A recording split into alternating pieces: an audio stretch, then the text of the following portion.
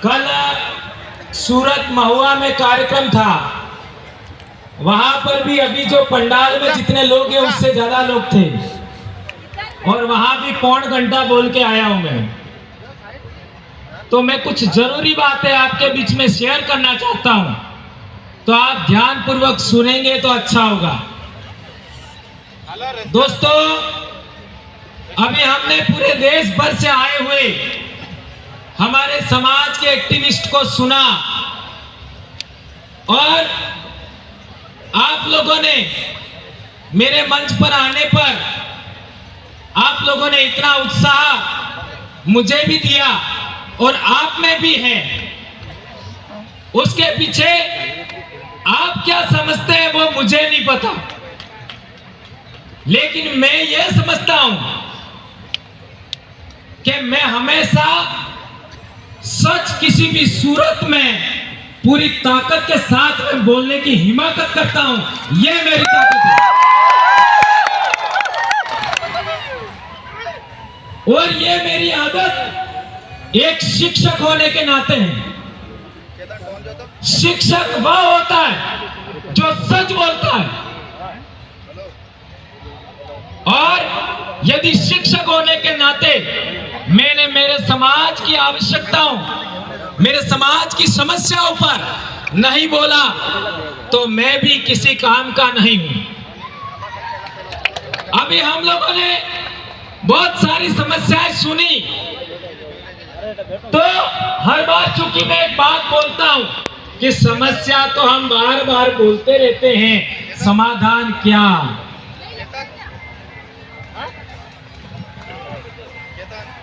क्या तो कई लोग ऐसा मानते हैं कि भंवरलाल जी का समस्या समाधान का एक ही आइडिया है और वह है पॉलिटिक्स। ऐसा कई लोग मानते हैं, लेकिन मैं उन लोगों को अधूरा मानता हूं।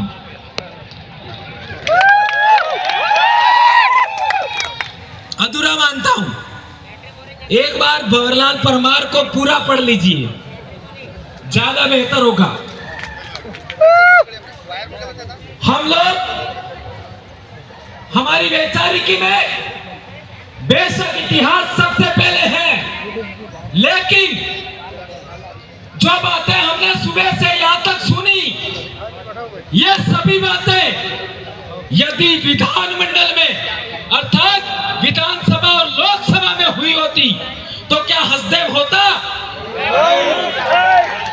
क्या केवड़िया होता? क्या आज हमारे सातपुड़ा में डैम बनाए जा रहे उनका रुकावट होता कि नहीं होता? तो बोल क्यों नहीं रहे?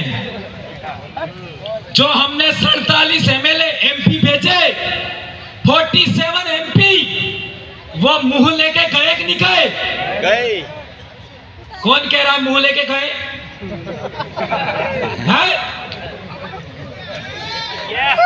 आपका जितने भी आप लोगों ने 47 एमपी भेजे, क्या वे लोग मुंह लेके गए क्या? यदि मुंह लेके गए होते तो केवड़िया पर बोलते? क्या बोले? क्या नहीं बोले तो मुंह कहाँ था? है? और हसदेव पर कितने एमएलए बोले? 487 एमएलए पूरे देश में, 47 सांसद है। हसदेव पर कौन बोला? नाम गिनाओ। कई लोगों को गुमान था कि हमारी राज्यपाल है वो भी हमारी सुनती है। तो मणिपुर का राज्यपाल कौन था? कौन था? आदिवासी। क्या बोली? कौन कह रहा कुछ नहीं बोली? है? बोली होती तो अभी हिंसा रुक जाती। क्या सही कह रहा हूं, गलत कह रहा हूं? मैं बहुत बड़ी समस्या आपके सामने रख रहा हूं। मैं किसी एमएलए का विरोधी नहीं हूं, किसी एमपी का विरोधी नहीं हूं, किसी राज्यपाल का विरोधी नहीं हूं। अभी आप देख लो, कई लोगों को तो शरीर के अंदर रोमांच पैदा हो रहा था। रोमांच राष्ट्रपति बन गई, हमारा बहुत कुछ हो जाएगा। कुछ हुआ क्या? नहीं हुआ।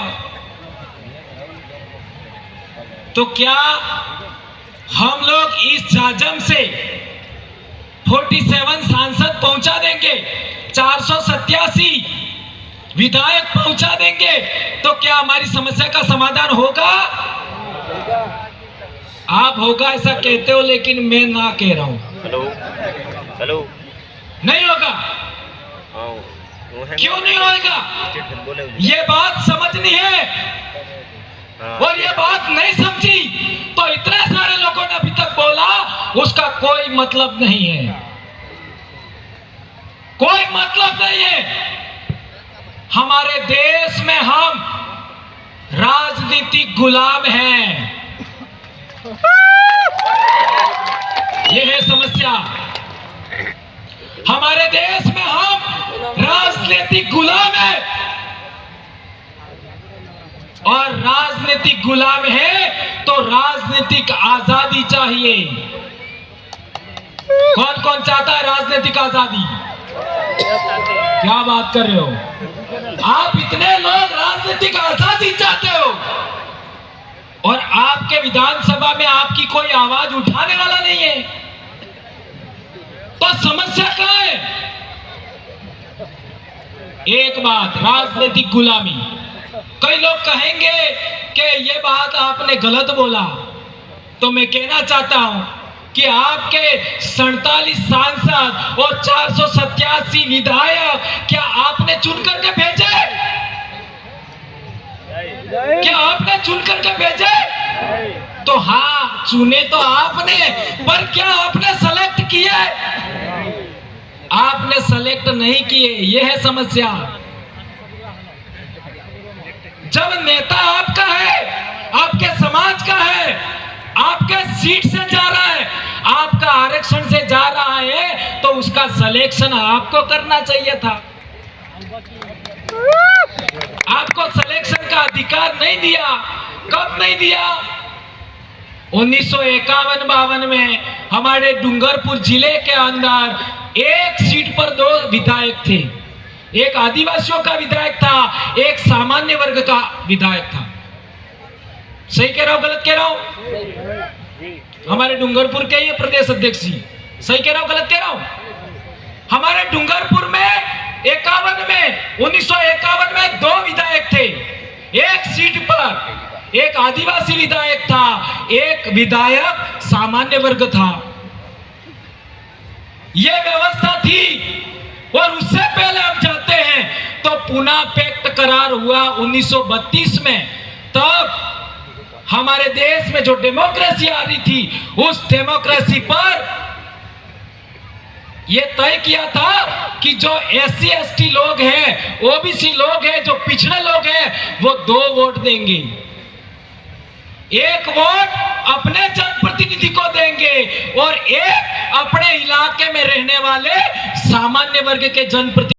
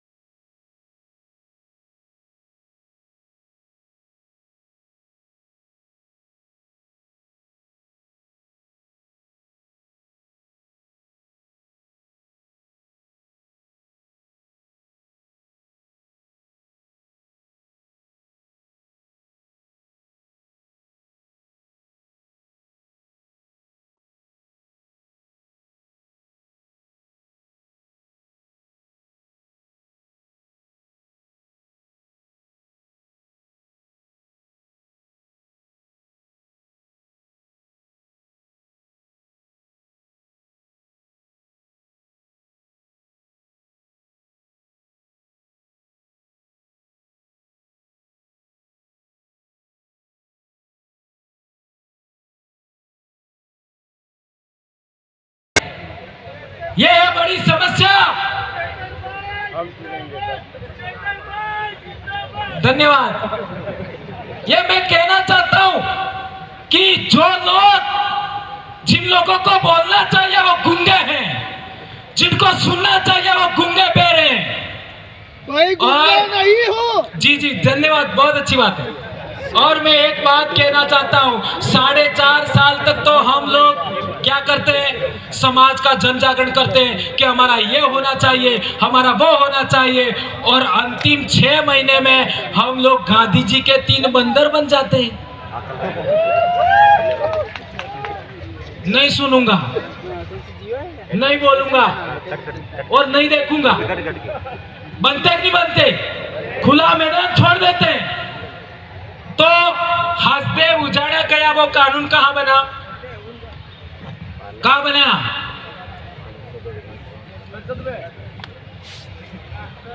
संसद में बना, और संसद में तुम्हारी आवाज उठ ही नहीं रही है। ये केवड़िया में आपका नोटिफाइड एरिया बना, वो कानून कहां बना? गांधीनगर में तुम्हारा बोलने वाला कोई है ही नहीं। तो जहां बोलना चाहिए वहां कोई नहीं है तुम्हारा, और यहां पर हम बड़ी बड़ी बातें कर रहे हैं। तो इस समस्या का समाधान करना या ना करना, 70 साल से हमें क्या करना चाहिए, क्या नहीं करना चाहिए, ये भ्रम ही दूर नहीं किया हमने। इसलिए समस्याएं बहुत सारी है, समाधान संभव है, लेकिन सही रास्ता तो चुने। सही रास्ता ही नहीं पकड़ा अभी तक। जब सही रास्ता नहीं पकड़ा तो समाधान कैसे होगा? कई लोग पहले मेरे को कहते थे कि भंवर जी को भी चुनाव लड़ना है, इसलिए वो ऐसा बोलते। मेरे को हर बार बोलना पड़ता है मैं कभी नहीं लड़ूंगा। मैं एक शिक्षक हूं, और शिक्षक का जो धर्म होता है वो शिक्षक करेगा। भारत देश के अंदर 47 विश्वविद्यालय थे भारत में, पूरी दुनिया के लोग पढ़ने के लिए आते थे। आज हालात क्या है शिक्षा का? भारत देश में अंदर इकोनॉमी 37% थी ईस्वी सन के आसपास, आज 6-7 पर दौड़ रही है। हमारा हुक्मरान हमको मारने के लिए बैठा है, और हम तलवे चाट रहे हैं हुक्मरान के।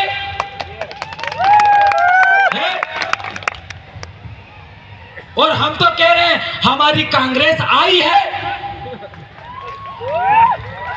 आई का मतलब नहीं समझे? कई लोग कहते हैं भाजपा हमारी आई है। अरे कांग्रेस भाजपा तुम्हारी आई है तो तुम्हारी ओरिजिनल आई जिसने तुमको 9 महीने पेट में रखा, उसका क्या?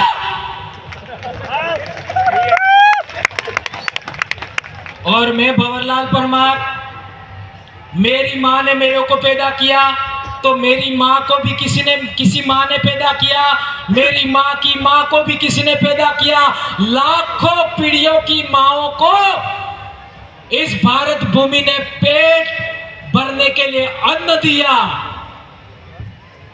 पानी दिया, हवा दिया, जलवायु अच्छा दिया, मकान दिया। उन लाखों माँओं के लिए क्या तुम्हारी वो माँ बन गई राजनीतिक पार्टियां? तो लाखों माएं जिन्होंने इस भारत भूमि पर पैदा होकर के तुम्हारे डीएनए को यहां तक लाई है, उनका क्या? इसलिए मैं आदिवासी डीएनए के अलावा किसी दूसरे की बात नहीं मानता,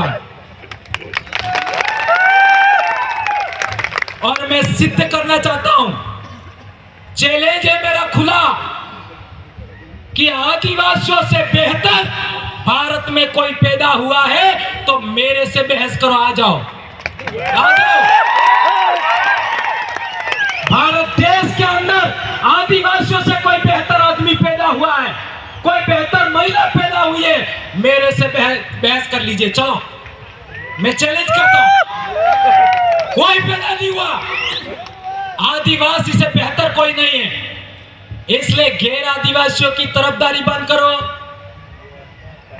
गैर आदिवासियों के दाखिले देने बंद करो, आदिवासी अहिंसक कौम है, आदिवासी हिंसक कौम नहीं है, और अहिंसक कौम है, शांतिपूर्ण अस्तित्व को मानता है, लोकतांत्रिक व्यवस्था को मानता है, गणतांत्रिक सामुदायिक व्यवस्था को मानता है। इसलिए रजवाड़े काल में समतल जमीन हमसे छीन गई, हम जंगल पहाड़ों में आना पड़ा। सोचो, रजवाड़ों के काल में समतल जमीन छीन लिया, शक्ति के बलबूते पर, सत्ता के बलबूते पर, और हम पहाड़ों में आ गए, जंगल में आ गए, और 75 साल के लोकतंत्र में अब पहाड़ छीन रहे हैं, जंगल छीन रहे हैं। कहां जाए? अब कहां जाए? मंगल ग्रह पर जाए क्या? और कई हमारे भगत लोग तो सोचते हैं इस जिंदगी में तो कुछ नहीं हुआ साला, मरने के बाद जो जिंदगी है स्वर्ग वाली वो ठीक है। यानी कुछ भी हो गया चलो चलेगा, लेकिन स्वर्ग मिल जाए।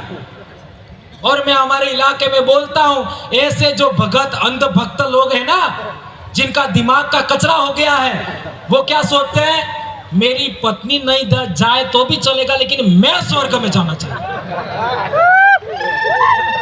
अरे तुम्हारा स्वर्ग यही है। आदिवासियों को पानी बहता है उसको स्वर्ग लगता है, आदिवासियों को, आदिवासियों को जंगल स्वर्ग जैसा लगता है, आदिवासियों को पहाड़ स्वर्ग जैसे लगते हैं, और आदिवासियों के बीच में रह करके जो जिंदगी है वो कहीं पर भी नहीं है, कहीं पर भी नहीं। और इसलिए मैंने फैसला किया कि मैं कल मर जाऊं तो भी चिंता नहीं है, सच जरूर बोलूंगा। आज नौकरी छीन जाए कोई चिंता नहीं, सच जरूर बोलूंगा। अब मेरा सवाल है कि सोशल मीडिया के माध्यम से बाद में भी लोग सुनेंगे, आज आप भी सुन रहे हो और लोग दूसरे सुनेंगे, क्या एक ही प्रश्न वापस दोहरा रहा हूं, क्या हमारे अंदर से निकले हुए लोग जो अच्छा बोलना चाहते हैं, अच्छा जानकारी रखना जानते हैं, और हमारी कलेक्टिव वॉइस यानी आदिवासियों की कलेक्टिव वॉइस विधानसभा और लोकसभा में जानी चाहिए कि नहीं जानी चाहिए? जानी चाहिए। तो उसका हमारे पास क्या फार्मूला है? क्या फार्मूला है? हमने राजस्थान में एक मॉडल बनाया। क्या मॉडल बनाया? टॉप मॉडल नहीं, बाप बनाओ चाहे कितनी भी पार्टियां बना लो, उससे भी कोई फर्क नहीं पड़ेगा। बनाने वाला मैं ही हूं, लेकिन ऐसा बोलता हूं।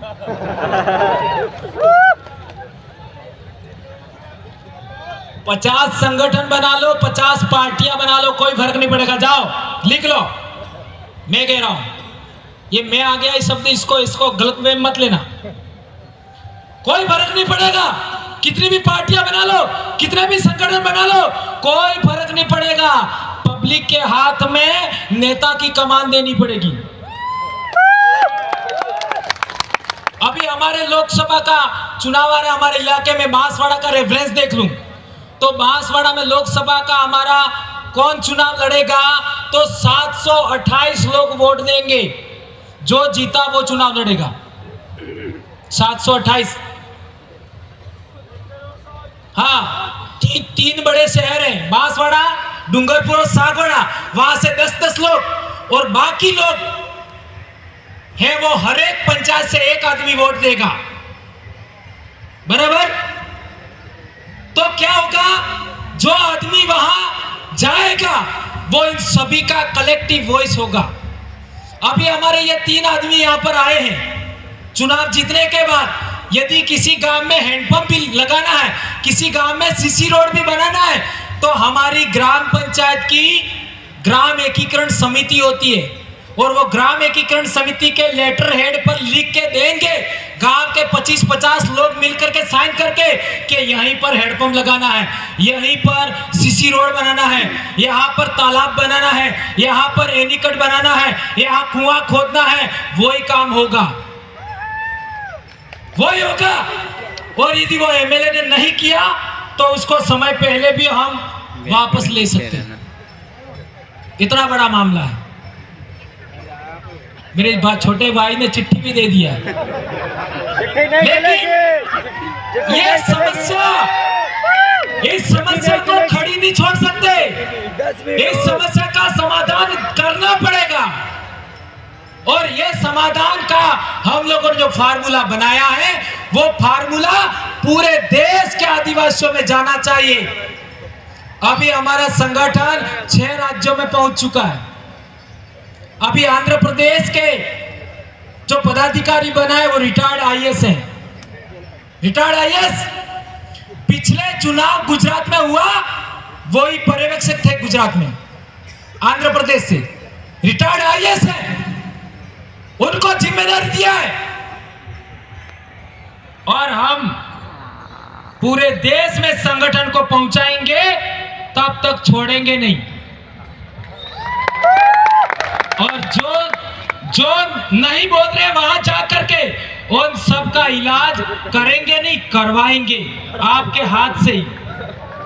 ठीक है मेरे भाइयों, इसलिए मेरी बहन भी आ गई। कुछ गलत बोल दिया हो तो माफी चाहूंगा। 10 मिनट और नहीं, प्रोटोकॉल को फॉलो करना पड़ेगा। ठीक है, एक पॉइंट और बोल लेता हूँ। एक थोड़ा पानी दे। एक खास चीज था, कालूराम दादा ने बोला मैं मर जाऊंगा तब तक बोलता रहूंगा। तो मैं कालूराम दादा को कहना चाहता हूं, भंवरलाल परमार आज से आपका गोद लिया हुआ बैठा हुआ है, आपकी चिंता करने की जरूरत नहीं। आपका गोद लिया हुआ बेटा है। यदि आपको आदिवासी एकता परिषद को लगता है कि मेरे में कोई कमी खामी है, सुधार करिए, ये आपकी जिम्मेदारी है। मेरे में कोई कमी खामी है, आपकी जिम्मेदारी है, आप इसको ठीक करिए। आप मेरे भगवान हैं, आप मेरे टीचर हैं।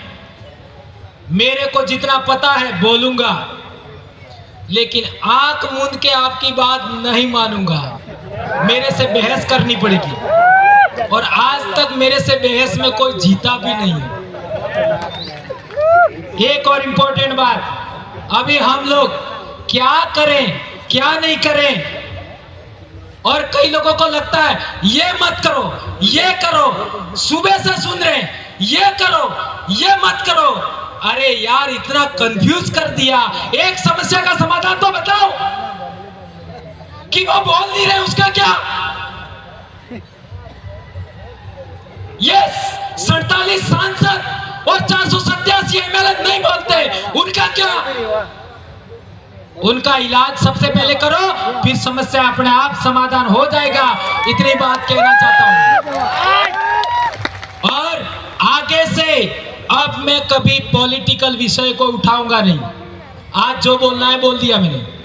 अब मैं कल्चर पर और हिस्ट्री पर बोलूंगा आने वाले समय में, और वो भी आप समय दोगे तो, मेरी मर्जी से नहीं बोलूंगा।